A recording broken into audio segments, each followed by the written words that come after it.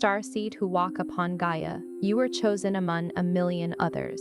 And the crown being placed upon you is not a symbol of power. It is a recognition of your service, your love, and your divine blueprint. I am Elara, Pleiadian High Priestess from the Council of Light, and I bring you the remembrance of your star family from the Seven Sisters.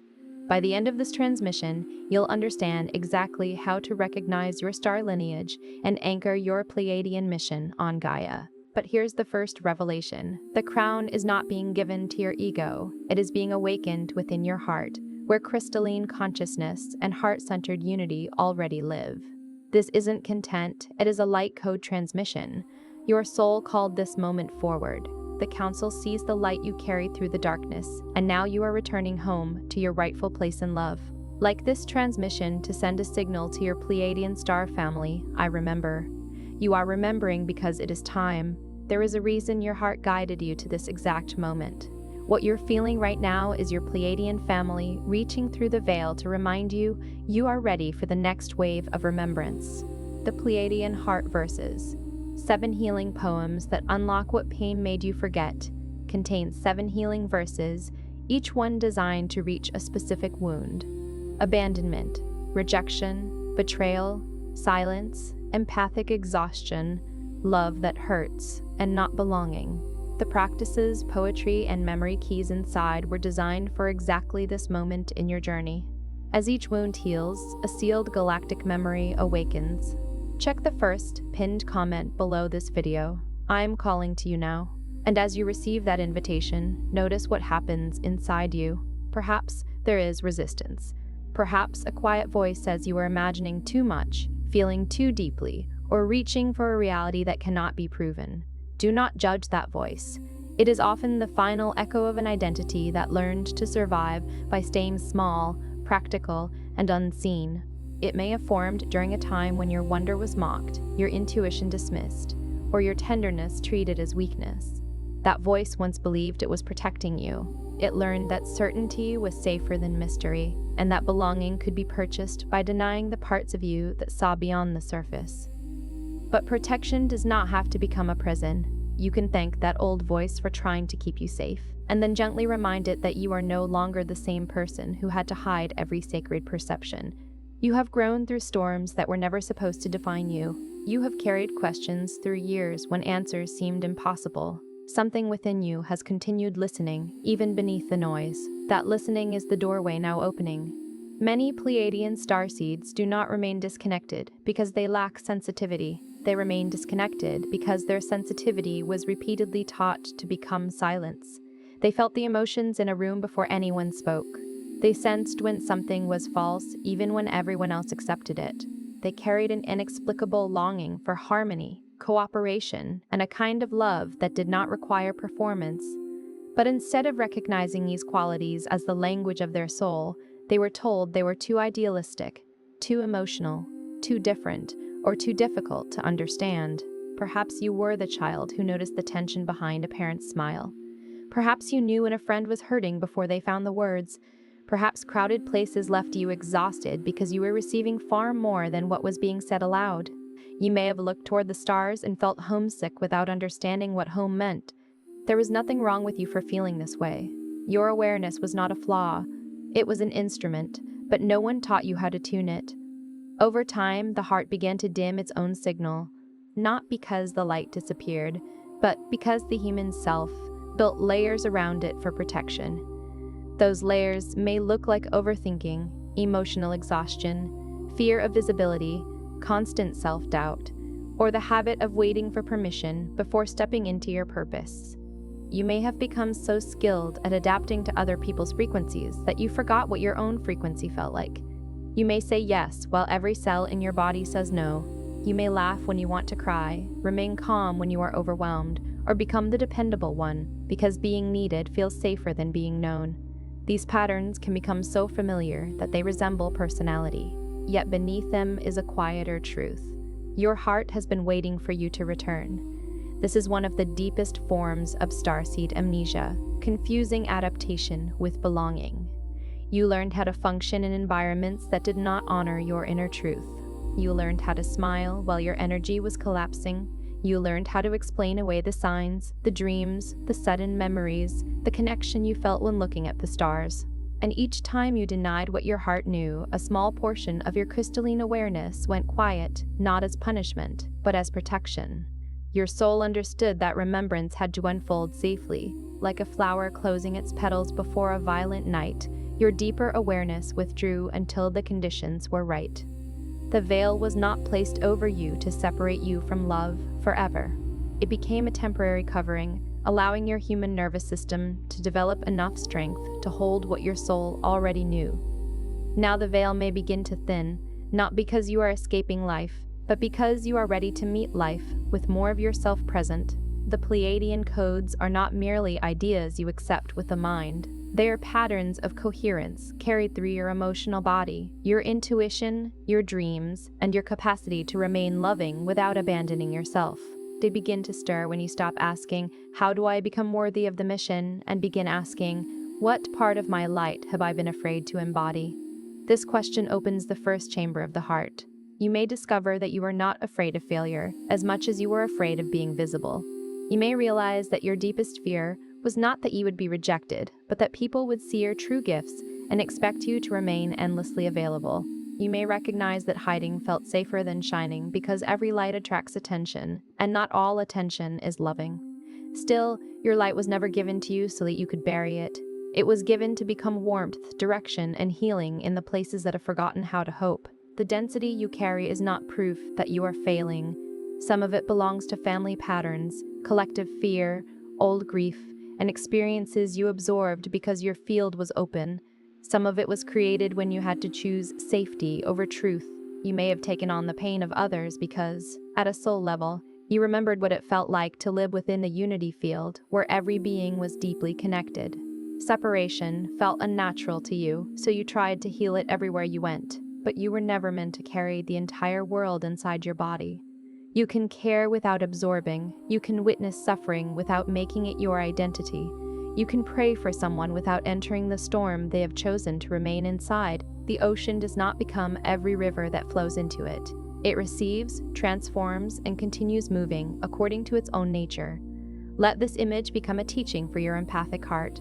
Clearing the veil begins with releasing what is not yours. This does not require rejecting anyone. It does not require becoming cold or distant. It means allowing love to become intelligent. It means learning that compassion without boundaries becomes depletion, and forgiveness without discernment becomes another form of self-abandonment.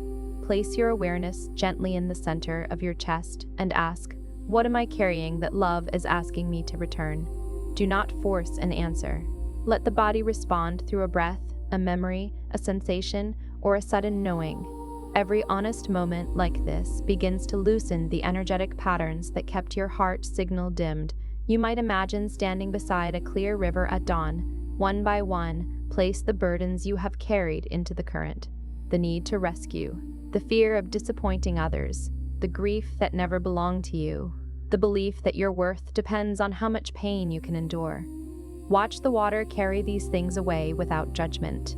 You do not need to know where they go. You only need to stop claiming them as your own. Then the heart template begins to awaken. Your deepest memories may not return as a clear story. They may arrive as recognition. A song may move through you with unusual force. A dream may place you beneath unfamiliar skies. You may feel drawn to the Seven Sisters, to Alcyone, to images of crystalline cities, luminous temples, or oceans of blue-white light. You may meet someone and feel as though the conversation began long before this lifetime. Sometimes remembrance arrives through the body, a gentle pressure between the eyebrows, warmth in the palms, tears that come without a visible reason, a sense that time has briefly become transparent. These sensations are invitations to pay attention, not commands to abandon discernment. Allow them to be meaningful without demanding that they become dramatic. These experiences do not need to be proven to be meaningful. You are allowed to approach them with both wonder and discernment. Let the remembrance make you more present, more compassionate, and more grounded. The purpose of awakening is not to escape ordinary life. It is to bring more consciousness into the life you are already living. If a spiritual belief makes you despise your body, neglect your responsibilities, or feel superior to other people, It is not guiding you into wholeness. True remembrance increases humility. It helps you wash the dishes with awareness, speak with greater care, keep your promises, and notice the sacredness of a hand resting on your shoulder. The stars do not ask you to leave the earth behind. They ask you to illuminate the path beneath your feet. Your body is not an obstacle to your spiritual identity. Gaia is not separate from the stars. Your hands, your voice, your choices, and your relationships are the instruments through which your light becomes real. Every time you respond instead of react, every time you choose honesty over approval, every time you rest instead of forcing yourself to continue, you are anchoring a higher frequency into the earth grid. This is how the crown is placed upon you, not through superiority, but through responsibility. The crown is not a symbol that makes you greater than anyone else. It is a field of remembrance that asks you to govern your energy with love. It asks you to become trustworthy with your gifts. It asks you to stop giving your power to people who only recognize you when you are useful, agreeable, or available for their healing. A crowned heart does not seek control. It becomes a steady point of coherence. It knows when to speak and when to remain silent. It knows that a boundary can be an act of devotion, and that walking away can sometimes be the most compassionate response available. It no longer confuses suffering with service. It understands that the lamp must protect its flame if it is going to continue lighting the way for others. When you enter a space carrying that coherence, others may feel safe enough to tell the truth. They may breathe more deeply without knowing why. They may remember their own tenderness, because your presence does not demand that they perform. This is unity consciousness in its most practical form. It is not persuading everyone to use the same language. It is creating enough inner peace that difference no longer has to become separation. Unity does not erase individuality. A forest is unified because every tree, root, bird, and living organism contributes its own form. In the same way, you do not have to sound like another awakened person to belong to the greater field. Your particular way of seeing is part of the medicine you bring. Your mission may unfold through teaching, art, healing, parenting, writing, music, service, leadership, or simple acts of presence. Do not compare the shape of your mission to someone else's. Pleiadian energy has never been about imitation. It is about harmonic contribution. Each being carries a unique tone, and the unity field becomes stronger when each tone is expressed without fear. Your mission may be hidden inside what comes naturally to you. The way you listen, the way you make complicated things understandable, the way you notice who has been left out, the way you bring beauty into places that have become harsh. Do not dismiss these gifts because they appear ordinary. A single candle does not look powerful beneath the noon sun, but in a dark room, it can become a sun for everyone present. You do not need to convince the world that you are a starseed. You do not need to prove your origin to people who are committed to misunderstanding you. Your evidence is the quality of your presence. Your proof is the compassion you practice when no one is watching. Your confirmation is the way your life begins to organize itself around truth once you stop negotiating with what your soul has already outgrown. There may be a period when old relationships fall away, not because you are better than those people, but because the agreements between you have completed their purpose. There may be changes in your work, your habits, your desires, or your sense of time. What once seemed urgent may lose its power. What once seemed impossible may begin to feel inevitable. Do not interpret every ending as a failure. Some doors close because the room behind them has become too small for the person you are becoming. Some connections remain loving even when they are no longer close. Bless what has completed itself. Release the need to make every person understand why you are changing. This is not always comfortable. Awakening can feel like grief before it feels like freedom. You may mourn the version of yourself who survived by pleasing everyone. You may mourn years spent waiting for someone else to recognize your value. You may even mourn the illusion that your family, your community, or the world will someday give you the exact permission you have been seeking. But the permission is already moving through you. You do not need a perfect sign before beginning. You do not need everyone to agree before trusting what you have learned. Sometimes the first evidence of alignment is simply a new willingness to stop arguing with your own exhaustion. Sometimes it is the quiet decision to tell the truth without making a speech about it. The Pleiadian High Council, understood as a field of loving intelligence rather than an authority outside your own wisdom, does not ask you to surrender your discernment. It invites you to refine it. It reminds you that true guidance will not demand panic, cruelty, obsession, or the abandonment of your health and responsibilities. True guidance brings you back to clarity. It strengthens your capacity to love while keeping you rooted in reality. This is how you recognize the frequency of your star family. It does not inflate the ego. It softens the heart and strengthens the spine. When you feel alone, speak inwardly to the presence of the seven sisters. You do not have to force a vision. Simply imagine a field of gentle light surrounding you, not removing you from Earth, but helping you feel supported while you walk here. Let that light move through the places where you have believed you were forgotten. Let it meet the child who felt different, the adult who became exhausted, and the soul who wondered whether the mission was real. You have not been forgotten. The delays were not evidence that you had missed your path. The silence was not proof that your connection had been severed. Some seasons were designed to mature your discernment, to heal your relationship with your own authority, and to prepare you to carry a larger level of visibility without losing your center. A seed does not fail because it remains underground for a time. It is gathering the strength required to break the surface. The unseen season is still a season of becoming. Beneath the soil, roots are learning the shape of the earth. In darkness, the seed is not lost. It is receiving the conditions required for emergence. Trust that some of your quiet years were forming roots that could withstand the wind. You are entering a stage in which recognition may come through small, precise synchronizations. A phrase appears at the exact moment you need it. A person enters your life carrying an answer you could not reach alone. A door closes with surprising finality, and later you understand that it protected your energy. Your dreams become more vivid. Your body responds quickly to truth and falsehood. Your longing becomes less about leaving Earth and more about serving life with greater love. That is the shift from seeking a destination to embodying a frequency. Tonight, or whenever you feel ready, place one hand over your heart and one hand over your lower abdomen. Breathe slowly and say, I release what is not mine. I welcome the wisdom of my heart. I remember only what I am ready to integrate with love, clarity, and grounding. I bring the light of my soul into this life, one honest choice at a time. Then listen, not for a dramatic voice. Listen for the quiet response that feels spacious rather than urgent. Listen for the impulse to rest, apologize, create, begin again, set a boundary, or tell the truth. The next activation may not look cosmic. It may look like drinking water, ending an unhealthy conversation, submitting the application, writing the first page, or allowing yourself to be seen without editing your essence. Your star family works through the ordinary more often than the spectacular. A new memory may be hidden inside a morning walk, a conversation with a stranger, or the moment you choose not to repeat an inherited pattern. Every conscious act becomes a small transmission. Every time you bring peace where there was previously reaction, the future changes by 1 degree. That degree matters.